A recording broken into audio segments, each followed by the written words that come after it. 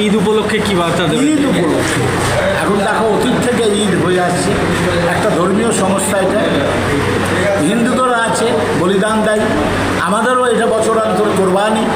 এই কোরবানি, ওদের বলিদান, ধর্মীয় সংস্কারটা আমরা এই জায়গায় দাঁড়িয়ে যেভাবে আমরা দিয়ে আসছি, আশা করি দেখো যে সরকারি বসুক না কেন, আজ আমি চেয়ারে বসে আছি, কিন্তু এই চেয়ারে বসে যেমন সভাপতি আজকে কর্মীদেরকে বলছে যে সবারই পার্শ্বে দাঁড়িয়ে কাজ করতে হবে, কিন্তু যিনি মুখ্যমন্ত্রী হয়েছে তিনি কিন্তু সব জায়গায় সব চেয়ারে বসতে পারবেন না। এটা একটা আমলা আছে, প্রশাসনিক একটা পদ্ধতি আছে, সেই পদ্ধতিতে চেয়ারে চেয়ারে টপ টু বটম যেইখানে চেয়ারে যারা বসে থাকবে তাদেরকে দিয়েই কিন্তু দেশ পরিচালনা করতে হবে। অতএব আমরা মনে করি যারা আজ আইপিএস অফিসার, যারা আইএস অফিসার, যারা দক্ষ প্রশাসক, নিশ্চয়ই তারা বুঝবে যে এলাকার মানুষের অসুবিধা যাতে না ঘটে, আমরা যেন সেইটা দক্ষতার সঙ্গে একটা সমাজের পরিবেশ ক্ষুণ্ণ না করে সামাজিক ব্যবস্থাটাকে মর্যাদা দিয়ে আমরা সেই কুরবানিটাকে করতে পারি। সেই জায়গাতে দাঁড়িয়ে আমরা প্রশাসনের সাথে কথা বলে সেই আগামী দিনের কুরবানির পদ্ধতি আমরা তৈরি করে নিয়ে চলব, এটাই আমাদের বাড়ি। আপনার নাম এবং পরিচয়? আমার নাম আবু বাক্কার মাস্টারমশাই, আমি ব্লকেরও নেতা, আমি জেলারও নেতা। তবে বাবা শুনো, আমরা নেতা হলেও আমরা মানুষের পাশে দাঁড়িয়ে থাকা নেতা।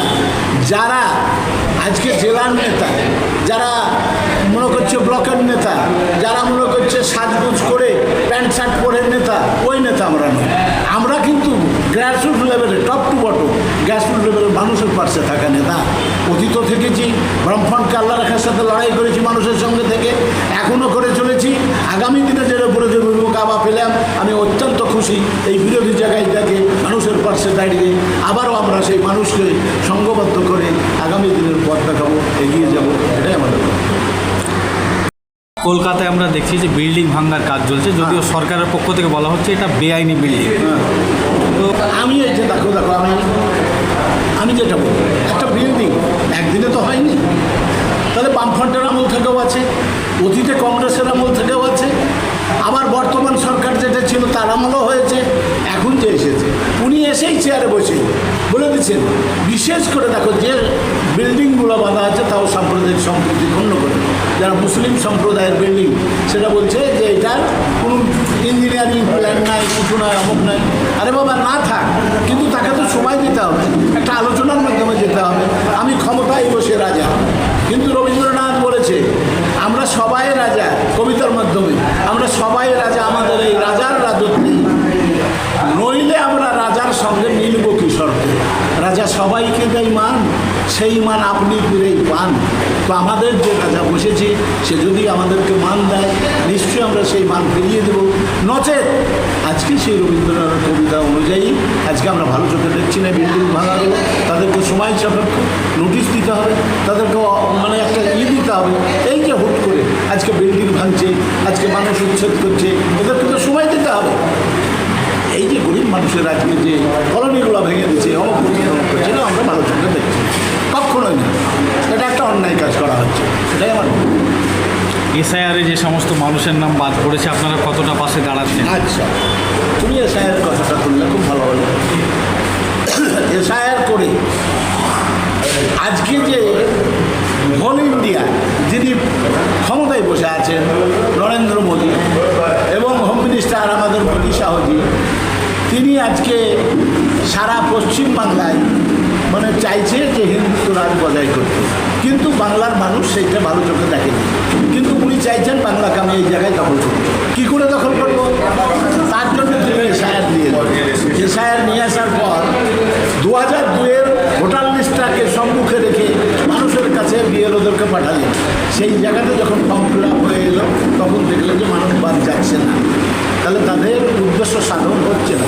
ভোটার লিস্ট থেকে যে ভোট বাদ দেবে, ওরা আগে থেকেই বলেছে কিন্তু যে আমরা পশ্চিমবঙ্গে পাওয়ার আসছি, মমতা থাকবে না একথা বলেছে ওরা, এবং আমরা পাওয়ার আসছি। তার কারণ এরা এতটা বাদ করবে, প্রশাসনিক বাইরের থেকে অফিসার নিয়ে এসে এইখানে প্রশাসনে বসাবে, প্যারামিলিটারি সারা ভারতবর্ষের বিভিন্ন জায়গা থেকে নিয়ে এসে আজকে বাংলাকে আজকে টর্চার করবে।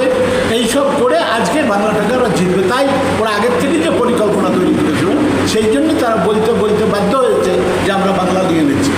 এখন এসআইআর দেখো, আজকে এসআইআর করার পর প্রথমত যে কোটি এত লক্ষ বাদ দিয়ে দিল। তারপরে কি হলো, ট্রাইব্যুনালে গেল, যারা মৃত, যারা ট্রান্সফার, তারা বাদ গিয়েছে খুব ভালো কথা। এবং যারা জীবিত, যারা আজকে বৈধ ভোটার, তাদের নাম কেউ বাদ করতে যখন পারছে না, তখন গুলো নোটিশ ছাড়া। নোটিশ ছেড়ে কী করছে, যার মানে 6টা ছেলের ওপরের সন্তান, তাদেরকে নোটিশ করো, এখানেও যখন পাচ্ছে না, তাতে কোন জায়গায় শেখ, কোন জায়গায় মণ্ডল, কোন জায়গায় কি, কোন জায়গায় কি, বিভিন্ন ধরনের একটা কায়দায় ফেলে এসআইআর থেকে আজকে মানুষ আজকে প্রথমত 62 লক্ষ বাদ দিল।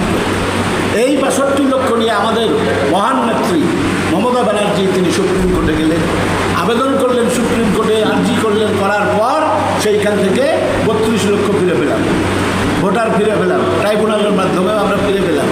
আর 28 লক্ষ বাদ থেকে গেল। এই 28 লক্ষের জন্য আবারও আমরা আবেদন করলাম। এবার জজ বললো যে আবার ট্রাইব্যুনালে করতে হবে।